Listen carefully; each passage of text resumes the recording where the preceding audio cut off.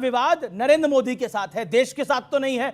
तो क्या आपको नहीं लगता कि 15 अगस्त के मौके पर राहुल जी को वहां जाना चाहिए था? आपको आरएसएस की बात बुरी लगी, आपको डेमोग्राफिक की बात बुरी लगी, लेकिन राहुल गांधी वहां गए नहीं, क्यों नहीं गए और हर बार नहीं जाते? सबसे पहले तो बरसते पानी में 83 साल के मल्लिकार्जुन खड़गे साहब ने और राहुल गांधी जी ने बरसते पानी में तिरंगा झंडा फहराया है अपने मुख्यालय पर। अगर यह चीज आपको नहीं दिखाई देती तो आपको दृष्टि नहीं, आपको दृष्टि दोष है। जिन लोगों को भी ये चीज नहीं दिखाई देती वो आंख के नहीं, विचार के अंधे। तो कांग्रेस हेडक्वार्टर का झंडारोहण इंपॉर्टेंट है, लाल किले का झंडारोहण महत्वपूर्ण नहीं है, ये कह रहे हैं? लाल किले का झंडारोहण बिल्कुल पूरी तरीके से इंपॉर्टेंट है। क्यों नहीं गए? और देश में जहां जहां झंडारोहण हो, लेकिन वहां बेइज्जती कराने जाएं, वहां पर इज्जत अपनी खत्म करने जाएं, भारत माता की इज्जत खत्म करने जाएं, वहां पर जिस तरीके से बात अभी कितना झूठ बोलते हैं भारतीय जनता पार्टी के प्रवक्ता। सुनिए ना, आप बीच में बोल रहे हैं, आप भारतीय जनता पार्टी के प्रवक्ता बोल रहे हैं वहां ऑपरेशन सिंदूर की और फौज की कर्नल दानवीर सिंह यहां खड़े हुए हैं। भूरी भूरी प्रशंसा पूरी कांग्रेस ने ही नहीं, सिर्फ पूरे देश ने करी, पूरी भूरी भूरी प्रशंसा करी। और हम सेना के सैन्य शौर्य को, पराक्रम को, व्यावसायिक दक्षता को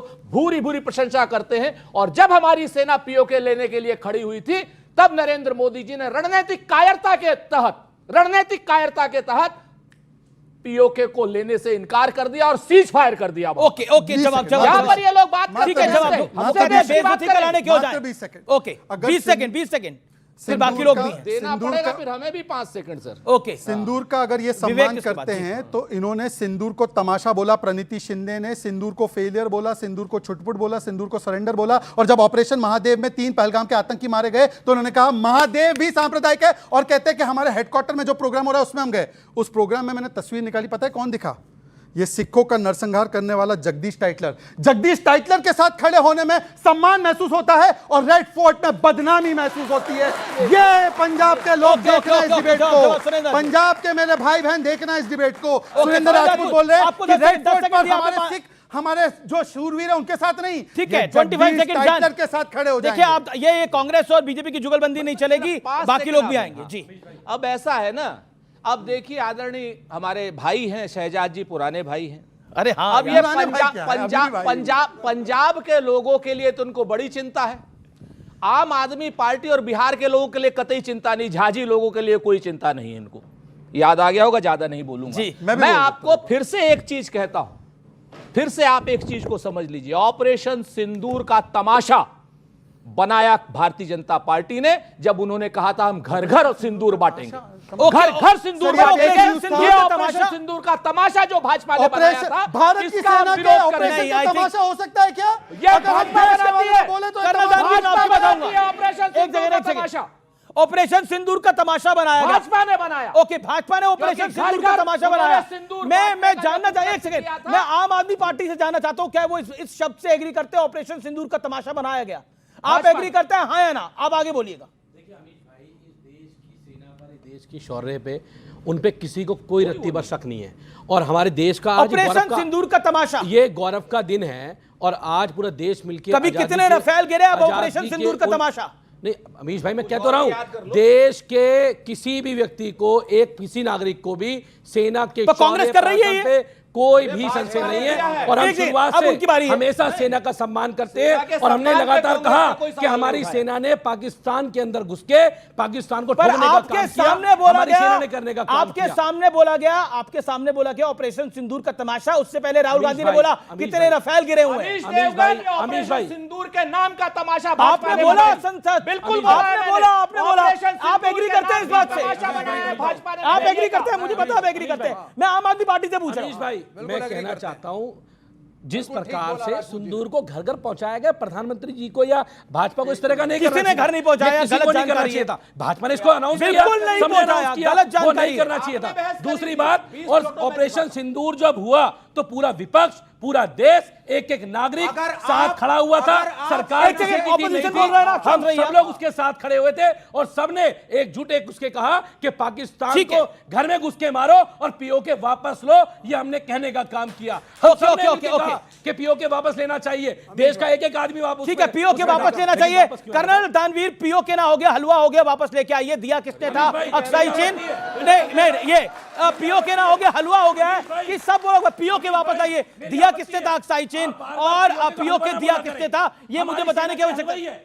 अमीश भाई, मेरे को आपत्ति है, आप हर शो में कहते हो पीओके ना हो गया, हलवा हो गया। भाजपा वाले कहते हैं पीओके जेब में रखा है। हमारी सेना को अगर खुली छूट दी जाए तो एक दिन में जाके लेके आ जाएगी। ये ताकत हमारी सेना की है, ये शौर्य हमारी सेना का है। मैं सेना के पूर्व अधिकारी के पास ही चले जाता हूं। कर्नल दानवीर साहब, आप बताइए, देखिए ये पीओके क्यों नहीं लिया और ये एक डेमोग्राफिक चेंज की बात करनी क्यों जरूरी थी? एक पुराना गाना था, अब उनको बोले एक पुराना फिल्मी गाना था, माधुरी दीक्षित ने उसके ऊपर वो करा था, उधर इडली डू मुझको चांद लाके दो।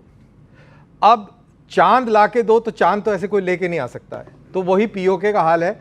जो आधिकारिक तौर पर जो लोग हैं, चाहे वो अमित शाह जी हो, चाहे वो डिफेंस मिनिस्टर हो या आर्मी के चीफ हो, उन्होंने पीओके के बारे में क्या कहा है?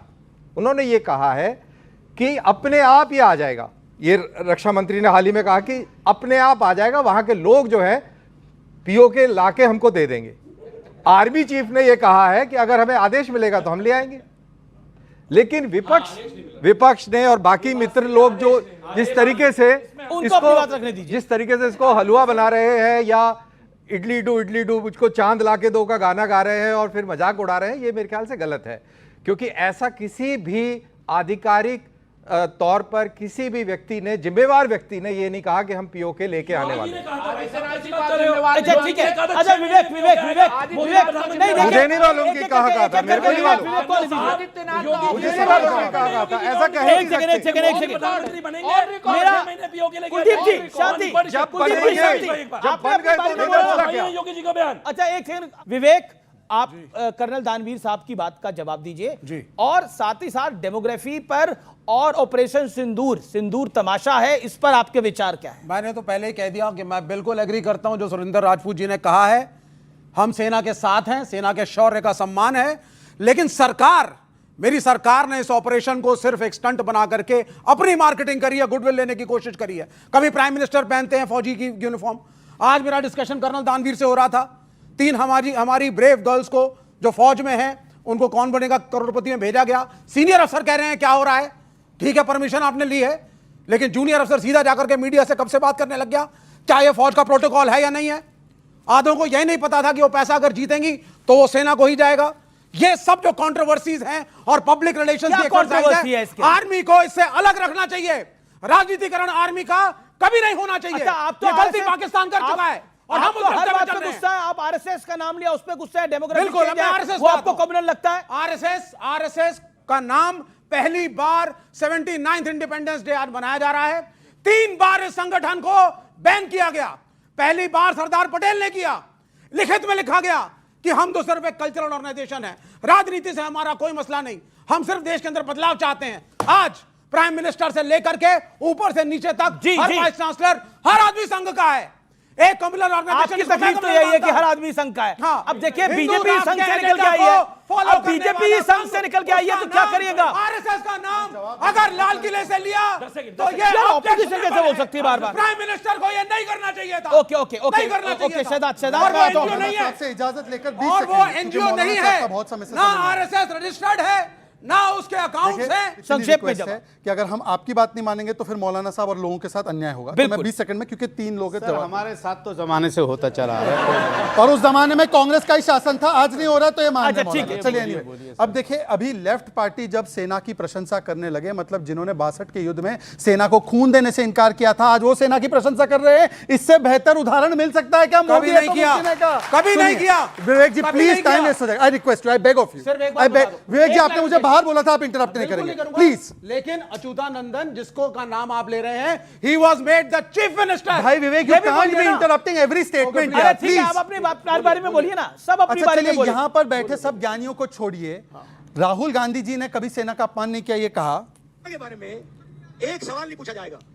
जिन्होंने 2000 स्क्वायर किलोमीटर हिंदुस्तान का उठा लिया, you have given China 44,000। ये स्टेटमेंट पे सेना ने कहा, और उन्होंने कहा कि सेना की पिटाई हुई है, इस पर सुप्रीम कोर्ट ने कहा कि कोई भारतीय इस प्रकार की बातें नहीं कर सकता। सुप्रीम कोर्ट ने सर्टिफाई किया आपने सेना के बारे में ऐसा बोला है। और सड़क का गुंडा किसने बोला था भाई? सिंदूर ऑपरेशन छुटपुट था, ये खड़गे जी ने बोला था। ठीक है, और आखिरी बात जी जी अभी कुलदीप कुमार जी का एक वाक्य में, केवल एक वाक्य में, कुलदीप जी बोल रहे हैं कि पीओके क्यों नहीं लिया, पीओके क्यों नहीं लिया। अरे पीओके देने वालों के साथ गठबंधन क्यों किया था आपने? पहले बात वो तो बताइए। और आज भी उनका गठबंधन उनके साथ है। अब गठबंधन नहीं है इनका, अब इनका गठबंधन नहीं है। अब अंसार जब वो शहीद मानती थी, हमने थोड़ी किया। गठबंधन इन्होंने किया, सरकार इन्होंने चलाई कश्मीर के अंदर। ये भाजपा कैसे कांग्रेस की बात कर रहा है? मैं इनकी बात कर रहा हूं, मैं तो भाजपा की बात कर रहा हूं ना। और दूसरी बात, ये आरएसएस की बात कर रहे हैं। ये इतने बड़े देशभक्त है, और आरएसएस इतनी बड़ी देशभक्त है। 52 साल इस देश के आजाद होने के बाद 52 साल तक तिरंगा नहीं फहराया इन लोगों ने। ये वो लोग हैं। लेकिन आप देश में किसी को भी बोलेंगे आरएसएस देशभक्त नहीं है तो कोई मानने का नहीं है, कोई मानने को तैयार नहीं होगा। बीजेपी और आरएसएस ने एक नैरेटिव तैयार किया है, इससे आप एग्री करें डिसएग्री करें, उनको कोई देश विरोधी नहीं मान रहा है। Get this point.